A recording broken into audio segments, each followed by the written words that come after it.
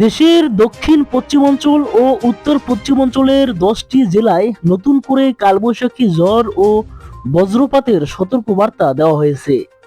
আজ বৃহস্পতিবার 30 এপ্রিল রাত 11টার মধ্যে মেহেরপুর, কুষ্টিয়া, চুয়াডাঙ্গা, ঝিনাইদহ, রাজশাহী, যশোর, সাতক্ষীরা, মাগুরা, নড়াইল ও খুলনা জেলার কিছু স্থানে পুনরায় ঝড়ো হাওয়া সহ বজ্রবৃষ্টি অথবা বৃষ্টির আশঙ্কা রয়েছে। রাতে আবহাওয়া দপ্তরের ভেরিফাইড ফেসবুক পেজ থেকে এক পোস্টে এ তথ্য জানানো হয়েছে।